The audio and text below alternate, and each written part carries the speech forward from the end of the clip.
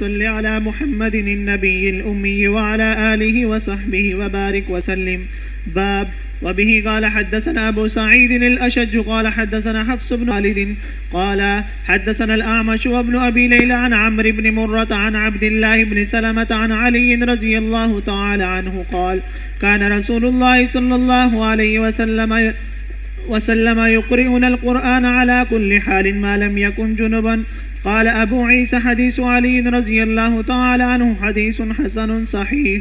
وبه قال غير واحد من أهل العلم من أصحاب النبي صلى الله عليه وسلم والتابعين قالوا يقرأ الرجل القرآن على غير وضوء ولا يقرأ في المصحف إلا وهو طاهر. وبه يقول سفيان الثوري والشافعي وأحمد وإسحاق. جی اگلا باب پڑھ لیجیے اس مسئلے سے متعلق کہ قرآن حکیم ناپاکی کی حالت میں پڑھا جا سکتا ہے یا نہیں. یہ پہلے مسئلہ میں لکھوا چکا ہوں. جی پڑھیے.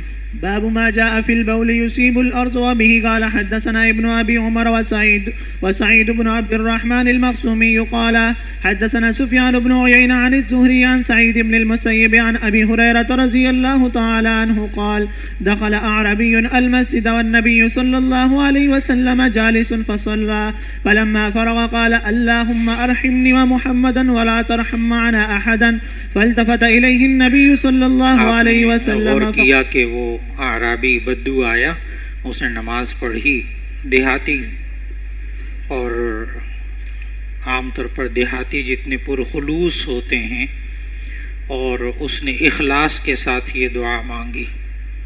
دعا بھی غور سے سنیں. فلما فرغا, جب نماز سے فارغ ہو گیا, قال اللہم ارحمنی ومحمدا ولا ترحم معنا احدا. اے اللہ مجھ پر رحم فرما, محمد صلی اللہ علیہ وسلم پر رحم فرما, لیکن ہمارے ساتھ کسی اور پہ رحم نہ فرما. میں نے بتایا نا سادگی کی انتہا, سادگی کی انتہا.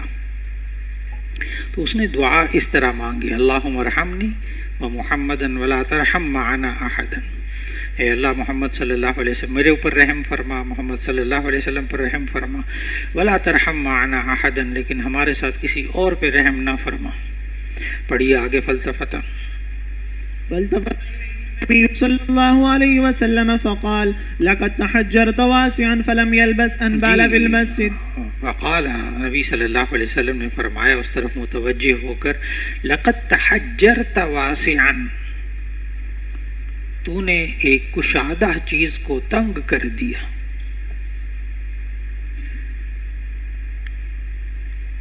اس لیے کہ اللہ کی رحمت تو ہر چیز پر وسیع ہے. رحمت ربی وسعت کل شیء. تو تحجرت واسعا, تو نے ایک کشادہ چیز کو تنگ کر دیا.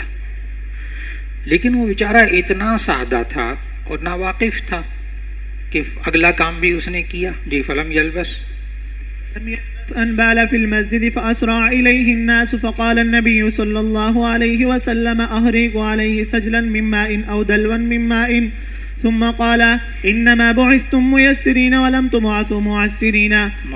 اس روایت کے اس حصے سے آپ زندگی میں جب عوام کے سامنے جائیں گے تو اس وقت اس حدیث کو ذہن میں رکھیے گا. ایک طرف وہ عجیب و غریب دعا مانگی نماز پڑھ کے, فلم یلبس ان بال فی المسجد, کچھ دیر نہیں گزری تھی کہ اس نے مسجد میں پیشاب کر دیا. فاسرع الیہ الناس, لوگ اس کی طرف دوڑے. فقال النبی صلی اللہ علیہ وسلم احریقوا علیہا سجلا من ماء, نبی صلی اللہ علیہ وسلم نے فرمایا کہ اس پر بہا دو ایک ڈول, سجلن ڈول, احریقوا علیہ سجلا من ماء, پانی کا ایک ڈول اس پر بہا دو, او دلوا من ماء, او قال دلوا من ماء, یا فرمایا ایک ڈول پانی کا بہا دو. ثم قال, پھر فرمایا نبی صلی اللہ علیہ وسلم نے, اب غور سے یہ جملہ, انما بعثتم میسرین ولم تبعثوا معسرین, بے شک تمہیں بھیجا گیا ہے, انما صرف تمہیں بھیجا گیا ہے, میسرین سہولت دینے والا, یسر پیدا کرنے کے لیے, سہولت پیدا کرنے کے لیے تمہیں بھیجا گیا ہے. ولم تبعثوا معسرین, اور تمہیں تنگ کرنے کے لیے نہیں بھیجا گیا کہ آپ کی مسجد میں کوئی آ جائے اور اس کی ٹخنوں سے نیچے شلوار ہو تو اس کی ایسی تیسی کر دو بس، تاکہ وہ آئندہ مسجد کے نام سے متنفر ہو جائے۔ وہ بیچارہ آیا ہی پہلی دفعہ تھا، ٹخنوں سے نیچے شلوار تھی، آپ نے اس کو آتے ساتھ جہنم میں بھجوا دیا۔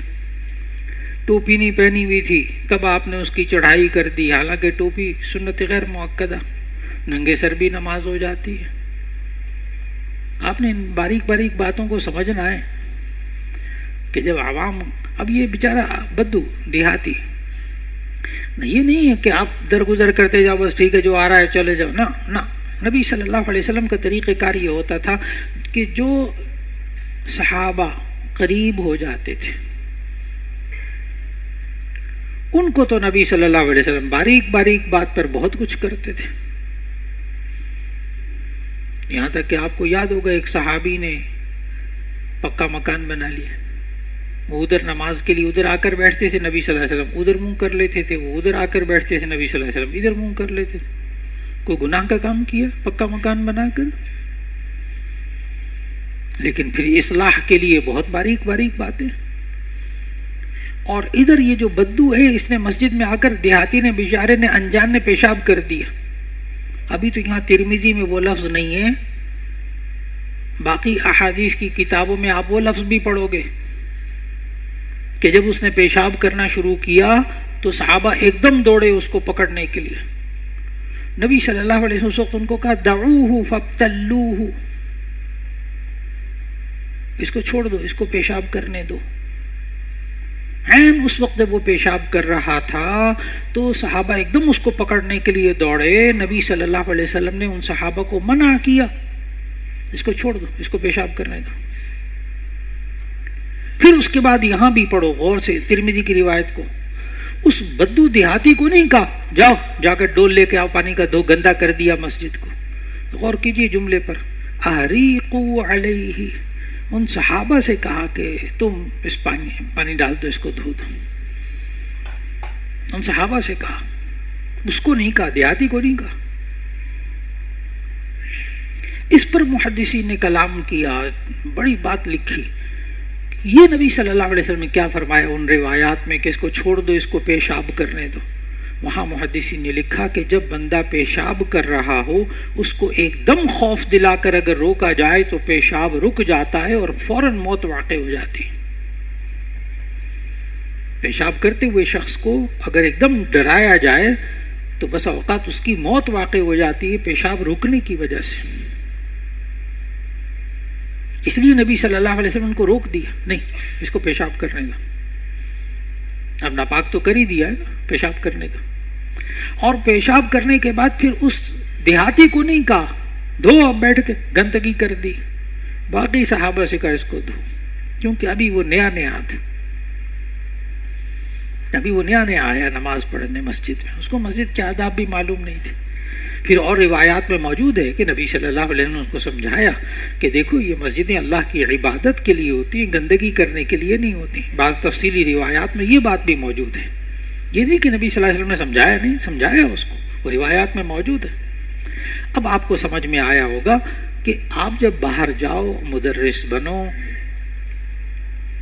اور خطیب بنو، امام بنو، اس کے بعد لوگوں کا آپ سے جب تعلق ہو نا تو دیکھو کون اجنبی ہے، کون آپ کے ساتھ قلبی تعلق رکھتا ہے۔ جو قلبی تعلق رکھتا ہے اس کو تو دبا کے کھینچ کے رکھو، اس کی تو باریک باریک غلطیوں کی اصلاح کرو۔ لیکن جو بیچارہ ابھی نیا آیا ہے اس کو پیار سے سمجھاؤ، آرام سے سمجھا دو۔ اب بات مکمل ہو گئی۔ تو یہ حدیث آپ ساتھیوں کے لیے زندگی کے لیے رہنما اصول ہے۔ ہمارے شیوخ کا بھی یہی طریقہ ہے، تصوف کے اندر بھی یہی طریقہ ہے۔ نیا آتا ہے اس کے لیے بڑی رعایتیں کرتے ہیں۔ نیا بندہ آتا ہے نا شیخ کے پاس تو اصلاح کے لیے اس کو بڑی رعایتیں کرتے ہیں، لیکن جب وہ جال میں اچھی طرح آ جاتا ہے نا پھر وہ نہیں چھوڑتے شیخ، پھر وہ باریک باریک بات پکڑتے ہیں اصلاح کے لیے۔ بالکل یہی اصول ہے۔ جی پڑھیے جی۔ قال قال سفيان وحدثني يحيى بن سعيد عن أنس بن مالك رضي الله تعالى عنه نحو هذا. وفي الباب عن عبد الله بن مسعود وابن عباس وواصلة بن الأصقع رضي الله تعالى عنهم. قال أبو عيسى هذا حديث حسن صحيح، والعمل على هذا عند بعض أهل العلم، وهو قول أحمد وإسحاق. وقد روى يونس هذا الحديث عن الزهري عن عبيد الله عن عبد الله عن أبي هريرة رضي الله تعالى عنه. جی